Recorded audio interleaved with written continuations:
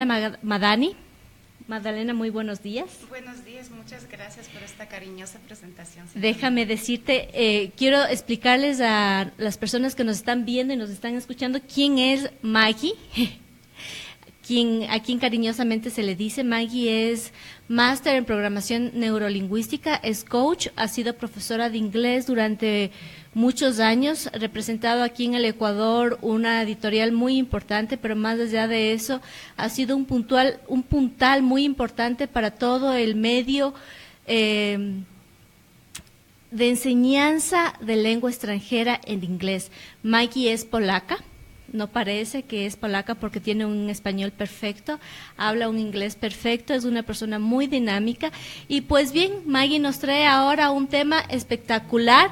Me encanta poder trabajar ahora el tema de la educación con la neuroeducación. La neuroeducación. Es un tema que fascinante, me gustaría que todos nosotros podamos estar atentos a este programa porque vamos a aprender bastantísimo como maestros, como psicólogos, como padres de familia y aún como estudiantes, ya que vamos a hablar sobre la importancia de la educación y el uso de nuestro cerebro en este aspecto. Maggie, un poquito antes de continuar con el tema, cuéntame, ¿quién es Maggie? ¿Quién es Magdalena? ¿Qué hace Magdalena aquí en el Ecuador? ¿Cuánto tiempo estás aquí? Cuéntame un poco de tu vida. Yo quisiera que las demás personas que nos están escuchando sepan lo que yo sé. Por supuesto, con mucho gusto. Yo creo que el destino estaba muy claro conmigo. Y desde hace muchísimos años, estoy hablando desde el año 1996, me ha vinculado con Ecuador. Uh-huh. Trabajé en la Embajada de Ecuador en la capital de Polonia, en Varsovia, donde nací. Y posteriormente vine aquí a Ecuador a hacer mi maestría en comunicación. Y pues me quedé enamorada con una misión muy clara de aportar aquí a la educación. Y eso lo estoy haciendo hasta el día de hoy. Bueno, ustedes saben que este programa está completamente involucrado en la parte educativa. Por ello, Maggie ha sido una de las personas que estaban en nuestro calendario para este mes porque es una persona muy importante con una experiencia súper amplia en la parte de educación. Sin antes recordarles que por favor nos vean en en Facebook UNP, ¿sí? Nos pueden visitar a través de su página web, estamos en Facebook Alive, y recordándoles que no podríamos hacer este programa sin el auspicio del Centro Psicopedagógico La Victoria, que sirve y que brinda a ustedes evaluaciones neuropsicopedagógicas, evaluación, el diagnóstico y el tratamiento para dificultades del aprendizaje. Maggie, empezamos nuestro programa y el tema ya nos vamos directamente. Vamos a hablar del PNL, sobre el PNL, cómo se relaciona en educación, pero primero, para saber y para poder identificarnos, ¿qué es el PNL, la programación neurolingüística? Muy bien, hay muchas definiciones qué significa la programación neurolingüística. Depende de tu maestro qué toque le va a dar a esta tecnología. Hay que siempre volver a la raíz de la palabra, uh-huh. Programación neurolingüística. La programación es una herramienta, es una tecnología que nos permite programar nuestro subconsciente a través del lenguaje. Esta sería la definición más simple, saliendo de la raíz etimológica de su nombre, que fue un nombre que fue dado, como supongo, todos los nombres creativos que se nos ocurren en la vida, por los creadores de esta tecnología, que fueron Richard Bandler y John Grinder. Qué chévere. Bueno, como vamos a programar nuestro cerebro a través del lenguaje, ¿cómo le vinculamos esta programación con educación? Hay muchísimos aspectos en los cuales la programación neurolingüística puede impactar la eficiencia en el salón del aula. Podemos empezar por el ejemplo más fácil, que es utilizar un lenguaje rico en tema de los sentidos, que se llama lenguaje sensorial. ¿Qué quiere decir eso? Eso quiere decir que, por ejemplo, en vez de yo preguntarte, ¿me entendiste? O me hago entender, yo puedo preguntarte, ¿me estás siguiendo? ¿Te suena familiar? Cuando yo te pregunto, ¿te suena? Me estoy refiriendo a tu parte sensorial de escucha. Si yo te digo, ¿me estás siguiendo? Me estoy refiriendo más a tu parte kinestética. Si yo te digo, ¿está claro? Me estoy refiriendo más a tu parte visual. Y ahí es cuando nosotros como maestros, utilizar solamente estas 3 palabras, podemos llegar a los estudiantes que tienen diferentes guías o diferentes formas de aprender. Como tú dijiste, la parte auditiva, kinestésica y visual, y no siempre vamos a utilizar palabras genéricas. Así es. Que se acomodan para mí como maestro, sino más bien utilizo las palabras que facilitan al estudiante a adaptarse a lo que tú estás explicando. Así es, esta se considera que es la base de una comunicación efectiva. ¿Qué quiere decir eso? Que yo busco maneras de relacionarme a través del lenguaje con diferentes personas. Si yo soy maestra, voy a tratar de utilizar una riqueza verbal muy grande para poder relacionarme bien y atrapar la atención de estos estudiantes. Por ende, esa técnica no solamente se utiliza en la educación, pero también se utiliza mucho en el mundo de marketing y en el mundo también de ventas. Para yo hacer un contacto inmediato, lo que llamamos el clic, que hice clic con alguien. Es que yo soy flexible y entiendo, observo para ver con qué tipo de personas estoy tratando. Entonces trato de empezar a utilizar un lenguaje que más va a impactar a esta persona y más fácil voy a llegar a esta persona. ¿Podríamos decir que en educación nosotros estamos vendiendo una idea a un estudiante? Cada estudiante es un mundo aparte y creo que es una experiencia de los dos lados, tanto de estudiantes al maestro como del maestro al estudiante. Yo creo mucho en esta dinámica y el aprendizaje de los dos lados. Creo que como guías, en diferentes aspectos, tenemos la responsabilidad de buscar la mejor manera de poder llegar a nuestros estudiantes, no solamente a estudiantes, a nuestros familiares, a nuestras parejas, a nuestros hijos, y de esta manera tener una buena relación. El hecho de que nosotros tengamos hijos no nos garantiza que vamos a tener una buena relación con ellos. Y que nuestra comunicación sea efectiva aún con ellos, porque también tenemos que entender que la parte generacional afecta y nos da un rango de tiempo diferente, y la comunicación aún con una generación más cercana no va a ser la misma con nuestra generación. Tenemos que aprender a aplicar la comunicación efectiva y afectiva también. Por supuesto. Hay muchas expresiones que son nuevas. Un ejemplo, ¿me cachas?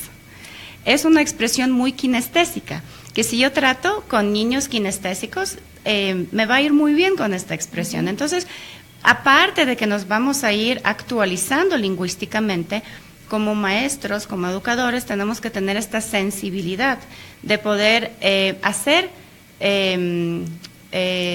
elecciones muy conscientes de qué palabras vamos a utilizar, porque la palabra no es neutral. La palabra tiene una magia especial y tiene una carga muy fuerte. Ahí es cuando nosotros decimos que la lengua tiene poder. Así es. Lo que tú dices genera un impacto y ese impacto rebota, no solo para ti, sino para la parte, la otra parte, ¿no? Nuestro feedback siempre va a tener un poder adecuado. Exacto. Y como maestros tenemos que saber que lo que tú dices puede afectar no solamente para ese momento, sino para la vida entera del niño o del estudiante. Por supuesto, por eso es la programación. La parte de la programación de la subconsciente es una parte muy importante.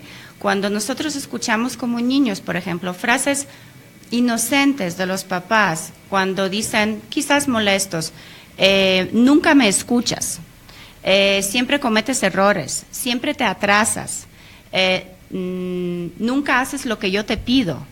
Con estas palabras, especialmente con los adverbios nunca, siempre, estamos programando a nuestros seres queridos o a nuestros estudiantes de una manera muy fuerte a nivel de la subconsciente.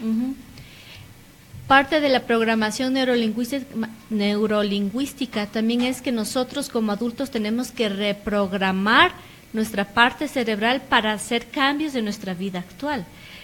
Y ahí un poco quisiera aclarar a la parte, a nuestra audiencia y a las personas que nos están viendo, que cada parte del cerebro tiene una función específica en nuestro accionar, tanto en la parte de aprendizaje como en nuestra vida diaria, en nuestra vida cotidiana, y el cerebro es quien guía todo lo que nosotros vamos haciendo, aún en nuestra parte profesional. Cuéntanos un poco, Maggie, como adulto, ahora que estamos en época de terminar el año aquí en la sierra y empezando el año en la costa, y en otros países también estamos más o menos a la par. Algunos países ya terminaron el año. Hay chicos que están entrando a la universidad y aún no saben qué estudiar. Esa parte de programación, ¿cómo la podemos trabajar o cómo la podemos aplicar para ese tipo de estudiantes, ese grupo que está ahorita necesitados? La programación neurolingüística maneja los postulados. Uno de los postulados más importantes de la programación es: si es que tú sabes hacia dónde vas, llegarás a tu destino. ¿Qué significa eso? Eso significa que la programación también nos ayuda a formular nuestros objetivos, sean objetivos académicos o objetivos profesionales, personales. Yo en mis clases, cuando trabajo con profesores, también les invito que enseñen algo que quizás parece no parte de un currículum normal y corriente. Les pido que enseñen a los estudiantes a planificar, a tener objetivos, porque ¿cómo vamos a llegar a una meta si no tenemos meta? Hay que tener metas.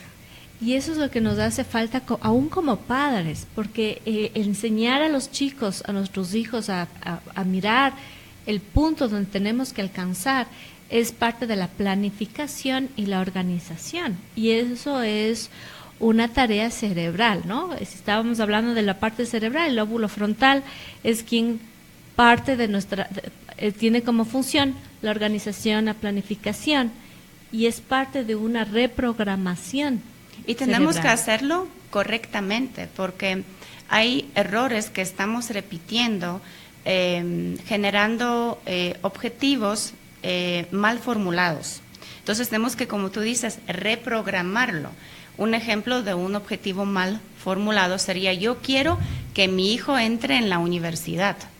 Es un error muy grave de programación, porque yo ¿cómo puedo tener un deseo por mi hijo? Exacto. Yo quiero. Exactamente, yo quiero graduarme, pero no que mi hijo se gradúe o que mi hijo se case. Eso no es un objetivo. Otro error en la formulación de los objetivos es hacerlos de una manera negativa. Eso quiere decir: no quiero ser gorda, no quiero ser pobre. En vez de eso, quiero tener tales medidas y precisar las medidas que yo quiero tener, o el peso ideal, o si yo quiero ser rica, también monto. Determinar el monto, por supuesto. Claro. La idea es que nosotros sepamos qué queremos, pero con detalle, el detalle mínimo, ¿no? Busco, incluso cuando nosotros tenemos una necesidad básica de comprar, por ejemplo, un par de zapatos, así de fácil, ¿no? Saber qué tipo de zapato quiero, cuánto cuesta, el color, la marca, y cómo lo voy a obtener. Entonces yo ya estoy reprogramándome al objetivo, pero el objetivo bien detallado. Así es, bien detallado, y tiene que ser un objetivo que obviamente está en mis manos. Eso quiere decir que yo tengo poder sobre eso, porque yo puedo tener objetivos muy hermosos, como yo quiero, por ejemplo, que el presidente de tal país sea tal persona en este año. Yo puedo ser preciso, pero puede ser que yo desee algo que no está en mis manos. Perfecto. Y eso ya lo hemos notado con el ejemplo que tú has dado.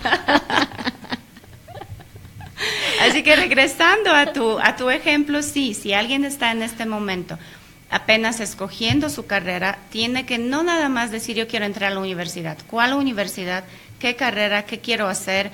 después de esta carrera tienes que tener una visión de qué es lo que quieres hacer y exactamente en qué lugar y en qué tiempo. ¿Y cómo lo vas a hacer? El qué, cómo, cuándo y el por qué es súper claro, es súper clave para nosotros poder aclarar nuestras ideas y nuestras metas. Y bueno, durante ese proceso el trabajo también nuestro para poder lograrlo, ¿no? No todas las cosas vienen fáciles, pero en el caso de nuestros estudiantes secundarios, bachilleres que están ahorita un poco confundidos, yo creo que es un tip bastante importante para poder alcanzar una meta nueva. Ahora, bajando un poco de la parte de querer ser bachillera a universitario, vamos un poco a la parte de primaria, los niños, ¿no? Uh-huh. ¿Qué podemos hacer ahí con esta programación neurolingüística? ¿Podemos aplicar PNL infantil? Por supuesto, el PNL no tiene edad. Hay muchas técnicas que yo comparto con los maestros, en este caso maestros de inglés, quienes enseñan en diferentes segmentos de la educación. La técnica más simple, va a parecer una locura lo que voy a decir, pero es una técnica en realidad, es tomar agua. Cuando tú lo sabes muy bien, cuando nuestro cerebro está deshidratado, por más que tú te esfuerces como niño, no puedes concentrarte, no puedes percibir todo lo que quiere lograr la maestra o el maestro en el salón del aula. Entonces ya, por ejemplo, yo he visto a través de testimonios, porque mis profesores graban sus clases, empiezan la clase con niños chiquititos que traen, cada uno tiene su vasito y empiezan tomando el agua. Eso es la técnica más fácil y extremadamente eficaz. Y con niños chiquitos, lo que yo también he aplicado mucho es, digamos, una tecnología que iría de la mano con la PNL, que es la hermana de la PNL, que es la gimnasia cerebral. Qué lindo tema, me encanta este tema. No quiero entrar todavía a gimnasia cerebral hasta no terminar un poco mis preguntas con PNL. Me parece súper interesante lo que acabas de decir de esta técnica de tomar agua. No siempre en los colegios permiten que los niños coman o ingieran alimentos y beban líquidos dentro de las horas de clase. ¿Cómo podemos manejar ese tema dentro del sistema escolar? Yo creo que cada colegio de alguna manera maneja su tema por separado, no hay una política. Sin embargo, yo creo que uno tiene que estar muy sensible al tema, por ejemplo, del ingerir suficientes líquidos en la costa. Cuando tú visitas los colegios en la costa, muchas veces los maestros se quejan inclusive que los chicos están desconcentrados, que saltan, que son ruidosos, pero si tú les preguntas dónde hay un punto donde los estudiantes pueden tomar agua, muchas veces son colegios de pocos recursos y los estudiantes no pueden ir al bar y comprarse su botella de agua. En algunos colegios sí hay botellones gratuitos para que los niños vayan y tomen su agua. En otros no, entonces también depende qué tipo de colegio es, en qué región también geográfica se encuentra y cuál es la visión, obviamente, del rector o rectora del colegio. Bueno, el agua no es un recurso muy caro. Lo que se puede hacer es que de casa manden un toma todo y que el niño esté paulatinamente tomando agua durante sus horas de clase. En recreo salen, llenan su toma todo y continuamos bebiendo. La parte de oxigenación del cerebro no solamente viene por la parte del líquido, sino también por la parte de la respiración. Ay, por supuesto, es un tema también muy importante. Hay unos ejercicios muy chistosos que también practico con mis profesores, que es nada más abrir la boca como si quisieras tragar el mundo entero, así. Y te entra mucho más aire, por ende te entra mucho más oxígeno. Nosotros podemos notar que cuando alguien empieza a bostezar, no necesariamente es que está aburrido con lo que tú estás diciendo, sino que le falta el oxígeno y el cuerpo está desesperado. Cuando yo bostezo, ¿qué hago? Abro la boca, porque mi cuerpo inconscientemente necesita más oxígeno. Y si yo no le escucho a mi cuerpo, él mismo se ocupa de sí mismo.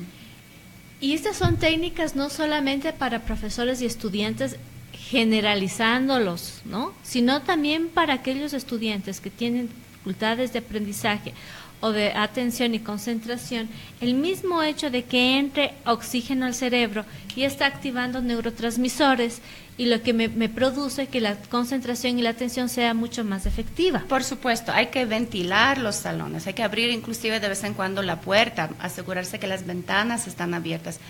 Debemos trabajar en un ambiente amigable y con aire fresco, eso es muy importante. Ahora sí podemos entrar y miren que nos saltamos, y no necesariamente nos saltamos hablando de la programación neurolingüística, a la parte de la respiración y de la ambientación del salón, porque es parte de la educación y es parte también cómo el maestro puede, ciertos tips tan pequeñitos para que el maestro pueda llegar a los estudiantes. Y que dentro de la programación neurolingüística nosotros hablábamos que la palabra llega, ¿no?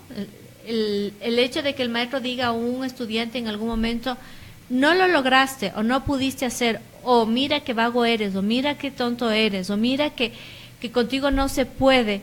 ¿Qué está haciendo en ese momento esa persona? Yo creo que si empezamos por capacitar a los maestros, vamos a tener unos resultados maravillosos con los estudiantes, porque es algo que a lo mejor los maestros nos surge en un momento de estrés, de no saber cómo manejar una situación, de dar una retroalimentación a los estudiantes, de tener muchos estudiantes en el aula que a lo mejor están portándose de alguna manera no de acuerdo con la política del colegio, y es la desesperación que digo lo primero que tengo en la punta de la lengua, pero no siempre eso es lo más correcto. Cuando yo le digo a alguien, un ejemplo simple y parece inocente, me gustó tu proyecto, pero quiero que la próxima vez lo hagas de esta y esta manera.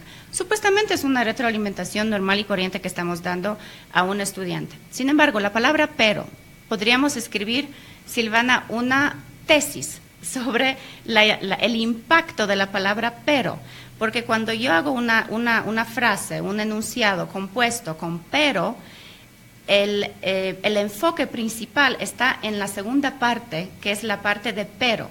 O sea, eso quiere decir, me gustó tu trabajo, pero eso hiciste mal. Entonces, lo que yo estoy realmente informando a la subconsciente que lo hiciste mal, esta parte. Entonces, en vez de pero, se recomienda en la PNL utilizar el y.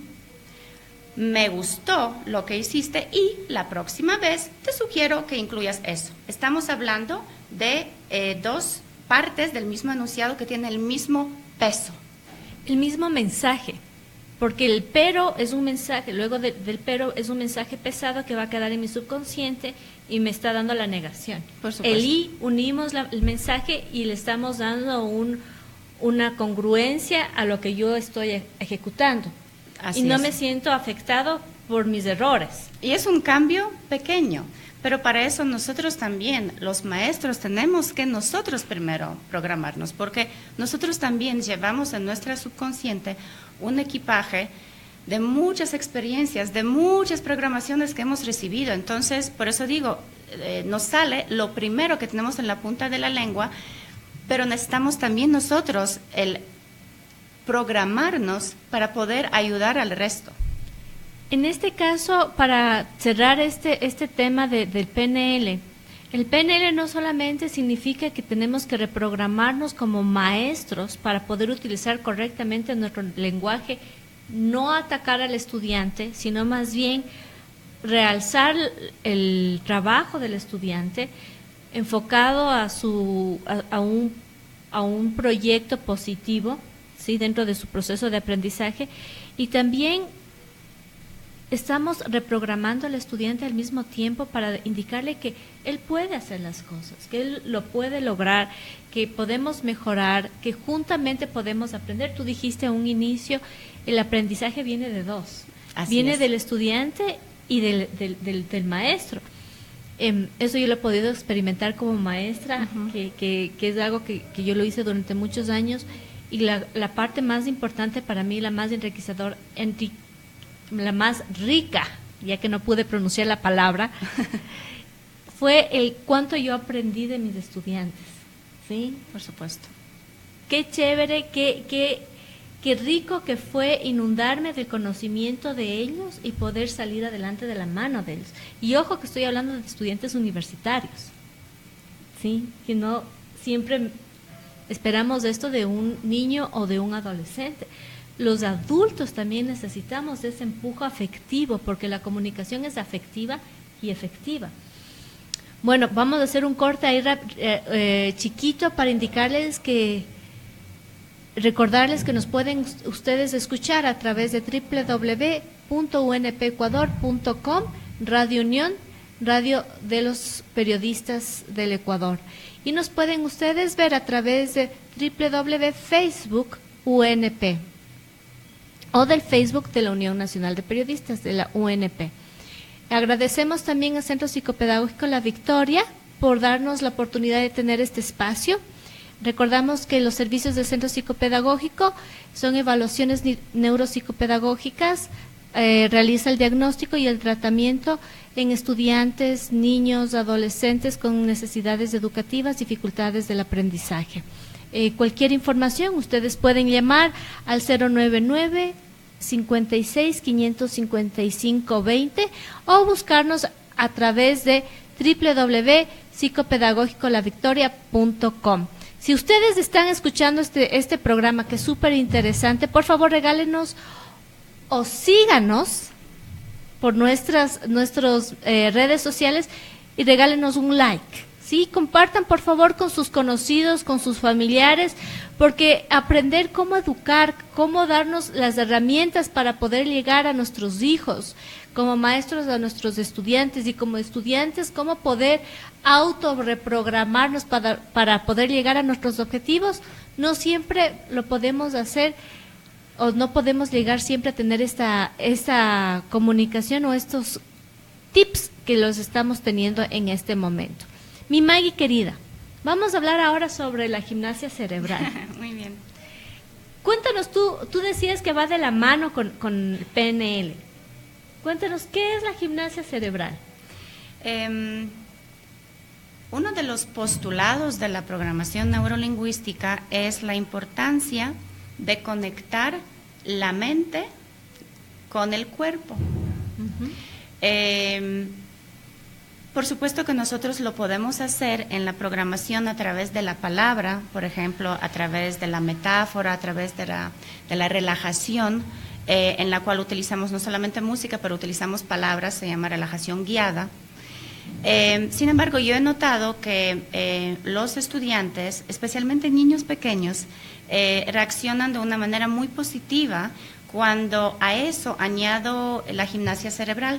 La gimnasia cerebral no requiere un uso de la palabra, requiere nada más un conocimiento de ejercicios muy simplificados que fueron diseñados en los Estados Unidos por el doctor Denison en los años 70 y fue descubierto de que a través de ciertos ejercicios, no son todos los ejercicios físicos, pero ciertos ejercicios ayudan a que los dos hemisferios de nuestro cerebro puedan generar más conexiones neurológicas y de esta manera aumentar la memoria, la concentración, mejoras en el deletreo, en la lectura, etcétera.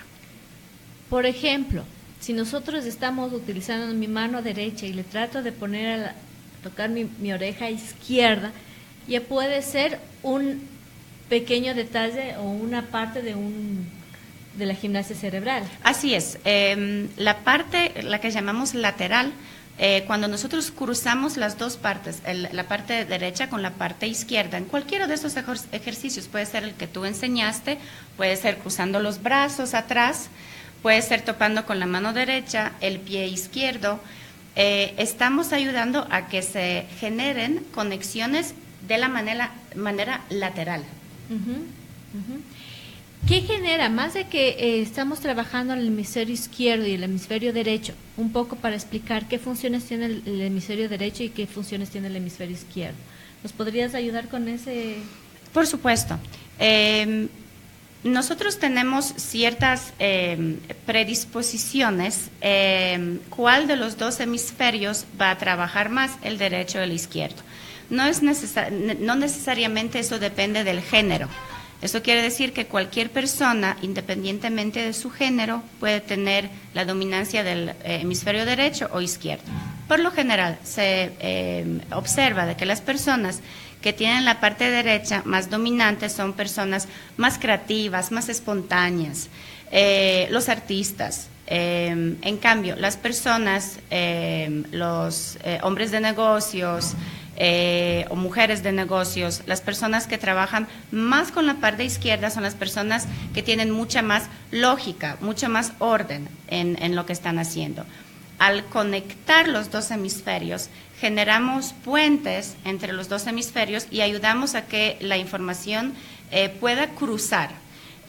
No debemos tomar eso como algo que viene naturalmente, que siempre los dos hemisferios van a estar conectados. Hay muchos factores por los cuales estos hemisferios pueden desconectarse, como por ejemplo el estrés. En el momento de estrés nos desconectamos y nos salvamos con el hemisferio que podemos. Cuando estamos deshidratados, igual se desconecta. Entonces hay muchos momentos en el día a día cuando no estamos realmente conectados. Entonces estos ejercicios no nos toman 5 minutos, inclusive puede ser menos, 1 minuto, 2 minutos, y nos ayudamos. Eso quiere decir que como maestra en mi hora de clase, de los 45 minutos que nosotros tenemos de clase, cada periodo de tiempo, cada 15 minutos, cada 20 minutos o cada 10 minutos, podemos simplemente, chicos, nos ponemos de pie, hacemos un ejercicio, nos estiramos, respiramos, tomamos agua y continuamos con nuestra clase y obviamente la parte efectiva aumenta, la producción va a aumentar por parte del estudiante. Muchas veces, y de hecho esto se hace en terapia, ¿no? Cuando nosotros trabajamos con niños, lo primero que se hace es hacer el ejercicio de gimnasia cerebral para que esos 45 minutos sean un poco más efectivos, sobre todo los niños que tienen hiperactividad. Así es. ¿No? Poder darles la opción de siempre, a cada rato, cada cierto tiempo, tener movimiento, los neurotransmisores que se activen, podamos respirar, oxigenar el cerebro y continuar con nuestras clases. Hemos visto, y tú también como maestra puedes ver que dentro de clases tenemos todo tipo de niños y sí se necesita cierto movimiento y tener la capacidad del maestro de comprender que el niño necesita estar de pie, sentarse, moverse, estirarse, y cortamos el proceso del aburrimiento, porque también eso existe. Mi Maggie querida, cuando nosotros hablamos de gimnasia cerebral, en este punto, cuando estamos hablando de niños, de adolescentes, aún de adultos, yo me acuerdo, y esto voy a decirlo en público, vi alguna vez, estuve presente en una de tus capacitaciones, y lo primero que hacías es, póngase de pie, estirémonos, movámonos, y claro, fue súper dinámico que cuando se acabaron las 2 horas de entrenamiento, nadie sintió que ya se acabó el tiempo. Uno decía, ya, tan rápido. Qué bonito. Es también un poco que el maestro mismo también siente la necesidad de estirarse. Yo también lo hago con mucho gusto porque yo también necesito conectarme. No, y más que nada que fue una de las capacitaciones en las que el lenguaje es un lenguaje súper informal, ¿no? El conocimiento y el condumio del objetivo fue logrado, pero nadie sintió que estábamos tan estresados. Entonces, al menos yo no lo sentí. Y ojo que yo soy hiperactiva. Entonces, para mí fue súper, súper rico poder levantarme, estirarme, respirar, sentarme y poder atender. Topaste un punto muy importante porque hay ciertos ejercicios dentro de la gimnasia descritos por el doctor Denninson que justamente nos ayudan sin la necesidad de medicación a los niños con déficit de atención, que son principalmente los ejercicios de estiramiento, no tanto de conectar los dos hemisferios a través de cruzar la parte derecha con la izquierda, sino más bien ejercicios de estiramiento, diferentes tipos de estiramientos. que se pueden encontrar en la página. Ellos tienen su página oficial de braingym.org. Ahí está toda la ciencia explicada con dibujitos, con ejercicios, hay videos también disponibles en YouTube. Es una organización sin fines de lucro, así que todos creo que pueden acceder, todos los maestros que están interesados por el link, para poder un poco enterarse, estar más conscientes de qué es lo que existe al alcance de nuestra mano, que no nos cuesta, no nos toma tampoco mucho tiempo, y realmente, como tú dices, son ejercicios muy cortitos que podemos, observando a los alumnos o a los estudiantes universitarios, a quien sea, ayudarlos, porque si vemos que la gente está bostezando, yo asumo que no es porque no están interesados, sino porque les falta aire, así de simple, o les voy a ofrecer que tomen un break pequeño, que vayan a tomar el agua, o les pido que se levanten un ratito para hacer 2 ejercicios, para energizarnos, o si les veo que están nerviosos, porque van a tener un test conmigo, que pasa también que hay que tomar pruebas, les voy a hacer un ejercicio para que ellos puedan bajar la ansiedad y tomar con mucha más serenidad el examen. Aquí un poco cuando estamos hablando de programación neurolingüística, y volvemos a repetir, estamos topando el tema de gimnasia cerebral. Estamos hablando de funciones cerebrales en definitiva, ¿no? Estamos hablando de funciones del hemisferio izquierdo, el hemisferio derecho. Estamos hablando también de cómo nosotros podemos mejorar nuestra atención y nuestra concentración. Como maestros, cómo podemos guiar mejor nuestra clase, y como estudiantes también cómo podemos atender mejor nuestra clase. Si nuestra maestra no nos permite movernos, probablemente levantar la mano y decir, necesito estirarme un poco, necesito estirar las piernas, moverme y continuar con mi proceso de aprendizaje. Siempre es importante que nosotros también tomemos la batuta como estudiantes para poder guiar nuestro proceso, no esperar que el maestro guíe nuestro proceso. Entonces, es importante también que nosotros demos esa pauta, porque si yo interrumpo la clase para pedir un cambio, el maestro va a decir, bueno, entonces ya que tú lo estás haciendo, por favor, aprovechemos todos y logremos esta actividad, involucrémonos en esta actividad. Si estamos hablando de las partes cerebrales y estamos hablando de la parte de aprendizaje, cuando nosotros hablamos de programar, de hablar, de decir que vamos a resetear nuestro cerebro con todos los aprendizajes negativos que hemos tenido durante nuestra vida, incluso nuestro ADN familiar, nuestro ADN afectivo, siempre están afectando nuestro aprendizaje. ¿Y qué significa en este caso el aprendizaje en sí? ¿Qué significa? ¿Cuándo tú aprendes? ¿Cuándo yo tengo que reprogramar mi cerebro para poder aprender? Es una tarea diaria, por supuesto. Nosotros aprendemos absolutamente en cada momento. Ahora estamos aprendiendo, yo de ti, tú de mí, nuestros oyentes también están aprendiendo. Es una comunidad que estamos generando un impulso, pero todo empieza siempre, repito, siempre todo va a empezar por uno mismo. La experiencia. La experiencia, como decía antes, nosotros tenemos, nuestra subconsciente es como una ventanita que de vez en cuando hay que limpiarla para poder ver el mundo. En esa subconsciente nosotros tenemos nuestros valores, tenemos nuestras experiencias, nuestros metaprogramas, que son las funciones que toman preferencia en ciertas ocasiones. Por ejemplo, si yo veo la situación desde un punto de vista general o específico, esos son metaprogramas. Todo eso está en nuestra subconsciente. Entonces, lo que sucede es cuando yo aprendo a través de mis 5 sentidos. Yo veo, escucho, siento, saboreo, olfateo, y eso se llama sensación, llega a mi cerebro, donde se va a convertir en la percepción. Y la percepción va a ser muy diferente en cada ser humano, absolutamente diferente. Y la percepción es el aprendizaje. Así es, y de ahí se genera aprendizaje. Pero te corté y quiero llegar a algo. ¿Por qué es tan diferente para cada una de las personas? Es absolutamente único. Si nosotros, por ejemplo, si yo te pregunto a ti, a los señores aquí en la cabina, ¿qué es lo que más les gusta de la ciudad de Quito donde nos encontramos hoy?